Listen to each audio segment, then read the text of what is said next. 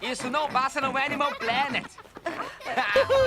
Eu não me importo que tirem fotos, mas por favor não disponibilizem na internet. Cuidado com a confidencialidade. Dessa vez, pode ser diferente. Tem que ser. Então, você já comentou em muitos outros lugares, em outras entrevistas, em outros papos, como foi que você chegou na dublagem, né? Você tinha Falando do passo a passo ali, né? Você tinha ido fazer uma audição para uma peça, o avaliador era o Newton da Mata. Para quem não se lembra do Newton da Mata, que era a voz do Lion do Thundercats, a voz mais marcante do Bruce Willis, dentre tantos outros trabalhos que ele fez. E ele te convidou para ir para Herbert. Para Herbert. É isso.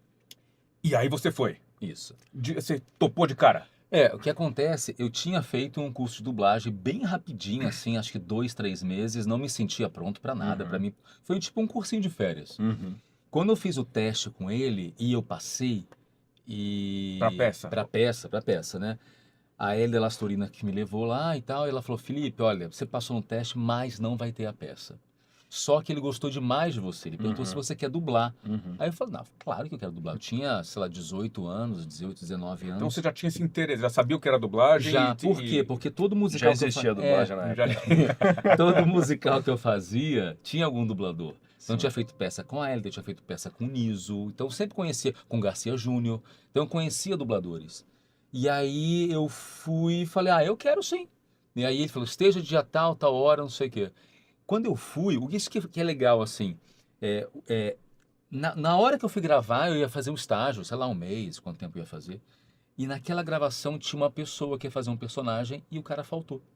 Delícia. É o famoso no lugar certo, na hora certa. E o cara, um personagem com a minha voz. O dublador da hora. E aí ele faltou. Aí ele falou, olha, tem que entregar o filme.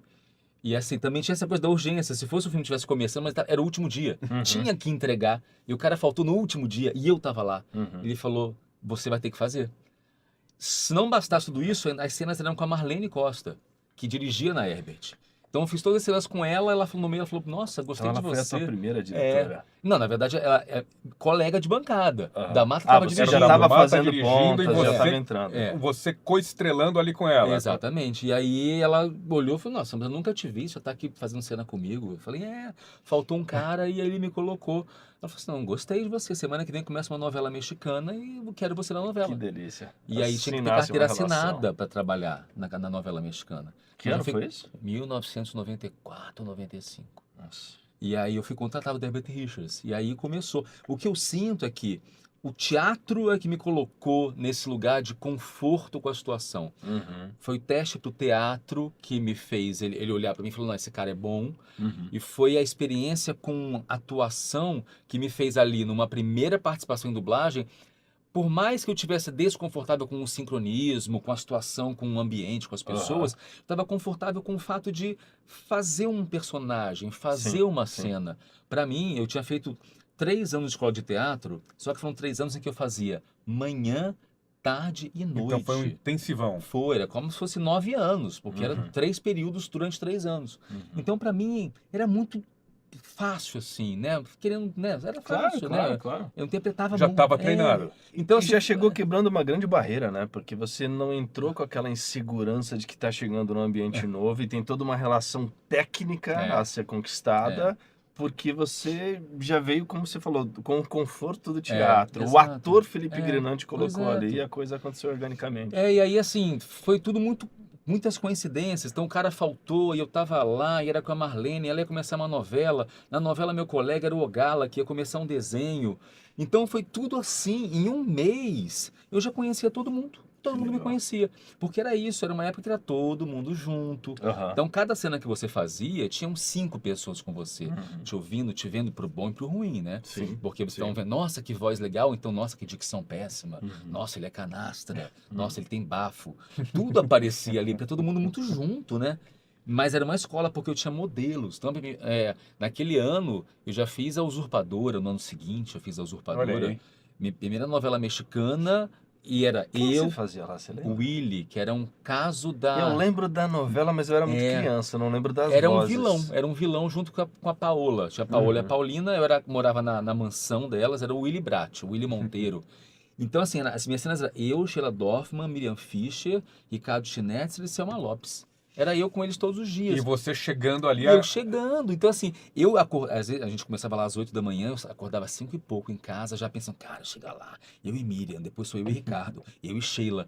E eu precisava manter o ritmo, porque se não fosse eu, ia ser tudo maravilhoso. Então eu tinha que chegar no ritmo deles. Sim, sim. Então, assim, eu via como eles marcavam o texto, eu via onde eles faziam pausa, eu via quantas vezes eles Melhor ensaiavam. escola que Eu ia essa. vendo tudo, e eu tava lá devorando o jeito Que era deles. assim que se aprendia naquela época, né? Você tinha Exatamente. além da configuração do trabalho, de todo mundo trabalhando junto, você tinha espaço, você tinha tempo para isso, né? Exato. Mas eu quero complementar a pergunta do Gui, porque a gente começou dizendo o seguinte, a gente não vai fazer as mesmas perguntas que todo mundo, e aí começamos. Como é que você começou na dublagem? Tá. Porque, na verdade, tinha um complemento. Eu acho que, além do como você começou, como foi para você, Felipe Grinan, começar na dublagem? Como é que o Felipe chegou lá e entrou nesse esquema da dublagem, no esquema do dia a dia, não tem ensaio, não tem projeto, vai lá e faz Eu tinha muita experiência de teatro, como eu falei, mas eu tinha feito também um tempão de tablado, que me dava, anos de improviso.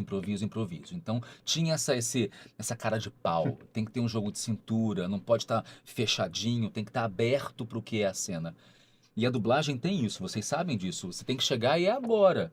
Enquanto você é um ator, que não estou desmerecendo, mas se você é um ator que precisa de processo, se você precisa, não vai ser para você, não vai ser prazeroso para você. Porque você vai chegar lá e vai ter que fazer a prostituta, o rei, a rainha, o advogado, o xerife, a assassina, agora.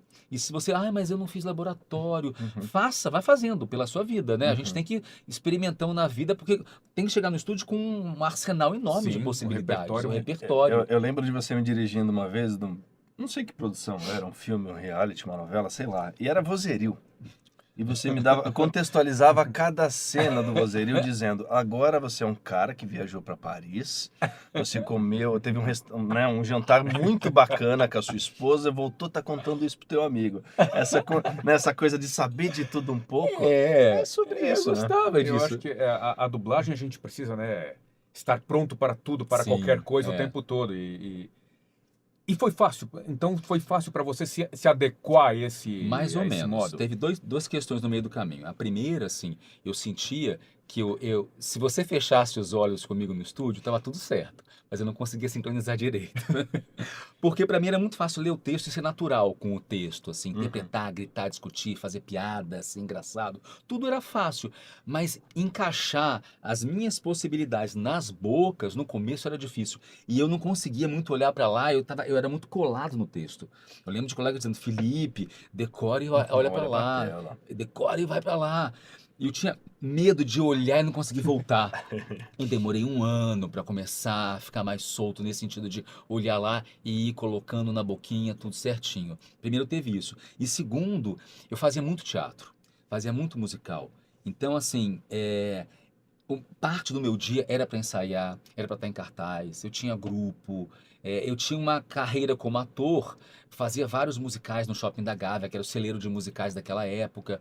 Então eu não queria abrir mão disso, mas eu via a dublagem, vem pra cá, me chamando. Olha, se você não pode às manhãs, se você não pode às noites, se você tem dias e dias que você não pode, vai ter menos possibilidades para você. Quanto mais você se doar, mais você vai ter possibilidades.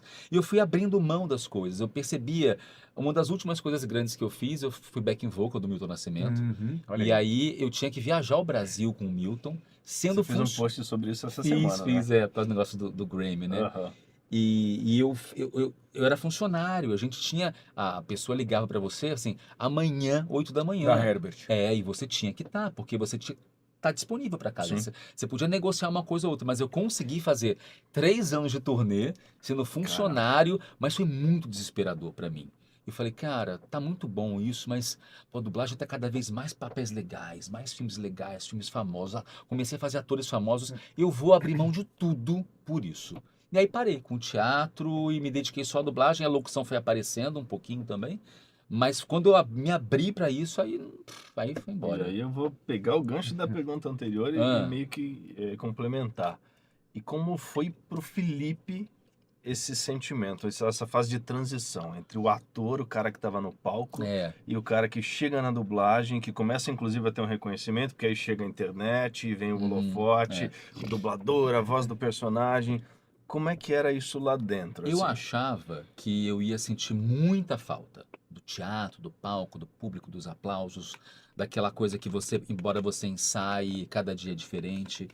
Mas a dublagem me pegou no lugar de que eu saía de casa para fazer papéis maravilhosos em que eu não faria no teatro. Por questão do meu rosto, que não parece mais velho, aí eu não tenho barba, e eu sou baixinho, então eu ficava relegado a musicais que tenham adolescentes ou papéis mais novos. Eu era restrito a um tipo de papel e eu sentia que eu podia muito mais do que o teatro estava me absorvendo. Sim. Então a dublagem começou a me dar psicopatas e reis e não sei o quê, e tantas coisas diferenciadas, e comédia e terror, e tudo que vocês sabem. Então eu falei, cara, isso me seduziu de uma tal maneira. Eu falei, cara, o teatro, por melhor que seja, não me dá essa possibilidade infinita que a dublagem dá. Então você sentiu Tão isso rápida, né? que talvez a dublagem te fizesse ser um ator melhor, E isso, eu me sentia ator mais muito mais completo. bem aproveitado na dublagem do que no teatro. legal. Que é maluco isso, né? Porque se a gente parar pra pensar, acaba sendo um pouco até o contrário, eu acho. Muitas Porque vezes a no pessoa vê cinema que... você trabalha o realismo, então assim, é uma questão de fisiologia. A minha voz tem que encaixar nessa personagem. O teatro te possibilita fazer o velho, o corcunda, né?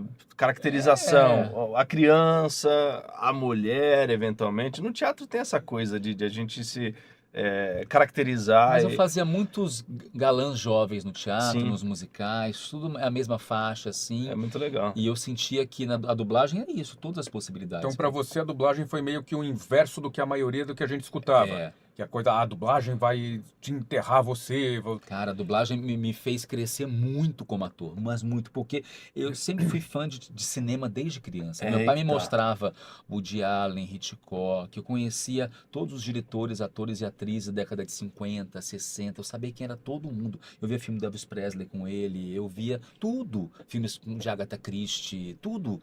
Então, assim, eu via as possibilidades do cinema, das histórias, dos roteiros, e o teatro, pra mim, estava sempre num lugar mais ou menos ali.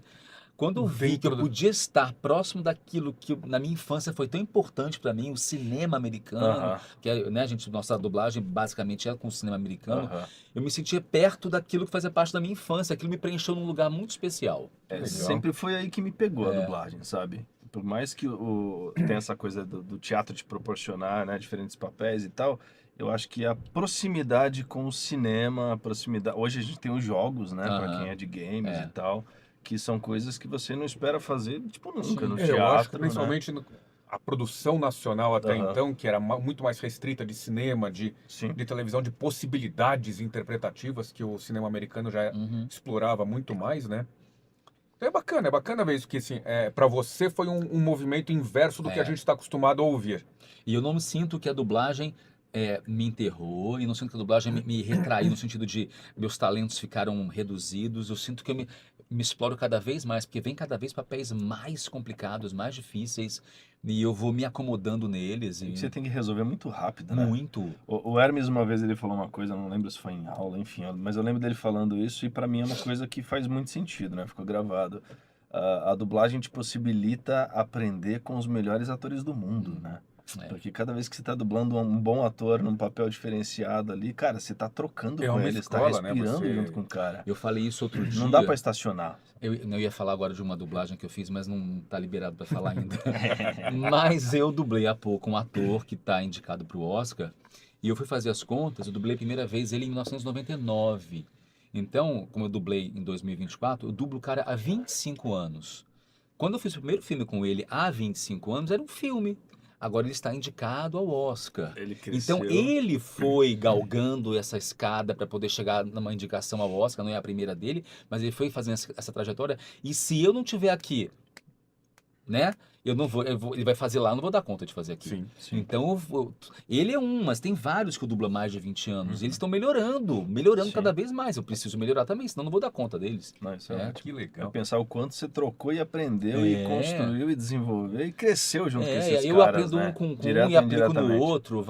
Sensacional. Que bacana. E deixa eu só fazer, ó, você que tá aí, que tá aí, Ele deu um monte de dica. É um ator que ele dubla há mais de 20 anos, que tá concorrendo ao Oscar, não é a primeira vez. Joga no chat aí, quem você acha Olha aí. que é? E como é que foi a recepção da dublagem ao Felipe? Tem uma história que Você eu acho... chegou lá e falou, pô, Felipe, que bom que você chegou aqui, a gente tava Pelo visto esperando. foi, né? Porque Newton, a Marlene, a galera foi abraçando, Porque, foi assim, trazendo. e você chegou meio assim, cortando um caminho de alguém que foi legal, foi bacana, vai o Cara, pessoal assim, te... não tive nenhum... foi mais difícil chegar em São Paulo do que chegar no Rio.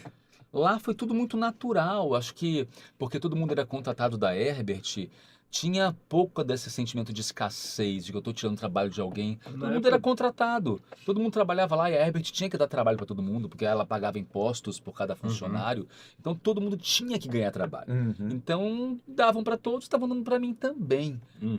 Eu não sinto realmente nenhum... Aconteceu uma coisa engraçada, que era assim, às vezes me viam melhor do que eu me via. Teve um dublador, que era o Newton Valério, ele já está falecido, ele dublava vários atores famosos, mas ele fazia uma série do Zorro, que ele era o Zorro. Uhum. E aí, tava dublando o Zorro, e eu tava num dia lá com ele, conversando, aí a gente foi almoçar. Porque como a gente passava o dia inteiro na Herbert, todo mundo almoçava junto, jantava junto, tinha intervalos grandes, o pessoal ia pra adega tomar vinho, Olha, entre uma gravação e outra. então a gente não tá Dá inventando tudo certo, nada você já aqui, né? pegou a frequência e trouxe pra cá. Era normal isso, assim, almoços de 3 horas, porque você acabava um filme e se dava um tempo para fazer o outro, era bem diferente, assim. E aí ele falou um dia comigo, entre um almoço, uma espera, ele falou, olha, eu usava um brinco, 1 ou 2 brincos. Ele falou assim, por que você usa esse brinco? Aí eu falei, porque eu gosto, eu acho bonito, sei lá. Mas um galã não pode usar brincos. Eu falei, mas eu não sou um galã. Eu sou um rapaz. Ele falou assim, não, mas você daqui a pouco vai estar dublando todos os galãs. Eu falei, eu vou estar dublando os galãs? Que história é essa? Ele falou assim, meu filho, eu estou aqui há décadas. Você chegou, estou vendo, no futuro você vai estar dublando todos os galãs. Olha aí. E eu falei assim, ô Newton, muito obrigado, assim, mas eu não acredito nisso não. Eu vou, sei lá o que eu vou fazer, mas dublar todos os galãs. Newton Valério vai falar isso pra mim, ele falou assim, vamos fazer uma aposta? Se você começar a dublar os galãs, você vai tirar esse brinco, porque não é perfil de dublador que dubla galãs. Eu sou um senhor, isso é década de 90, ele tinha 70 anos, né? Nasceu em 1920. Aí eu falei, ô Newton, tão louco eu acho que você tá, que eu vou topar. Apertei a mão dele e falei, tá combinado, porque isso não vai rolar Melhor mesmo? aposta que Não essa, vai rolar né? mesmo? E aí fui embora, daqui a pouco começou a aparecer um e outro, e não parou de chover galã.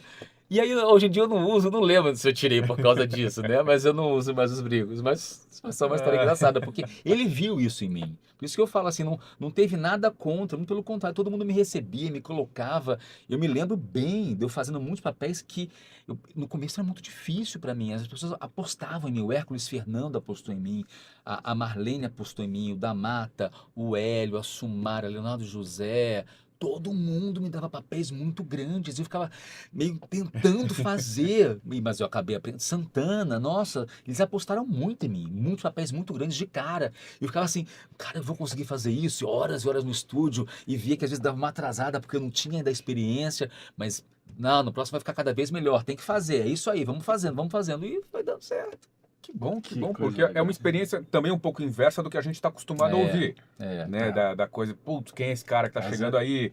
E ainda dublava... Tem os dois lados, né? Você Não tem as estrelas que já nascem estrelas e estão lá ascendendo, e tem aqueles que ficam alguns bons anos brigando por espaço e dizendo, caramba, mas eu só faço a E pontinha. ainda mais numa época que você dublava com todo mundo junto junto, ali. Mas você já chegou com, ainda na parte, já no vídeo, já dava para editar ali, ou era aquela coisa Não de tinha que Pro Tools ainda não.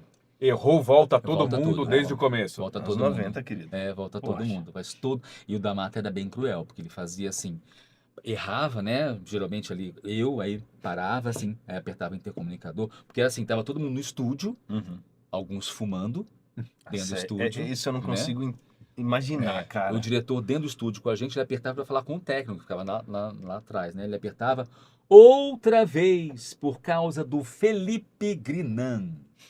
Aí o elenco todo fazia assim. Porque cada um tava fazendo o seu, né? Aí ele parava, ninguém entendeu por que parou. né? Aí, mas quem será que errou? Quem será? Aí ele dizia, outra vez. Aí eu errava de novo, né? Porque eu ficava nervoso, ficando né? mais nervoso. Outra vez! Por causa do Felipe Grenan. Era brabo, era brabo. Ou você aprendia ou aprendia. E quem aprendia aí, ou você morria, né?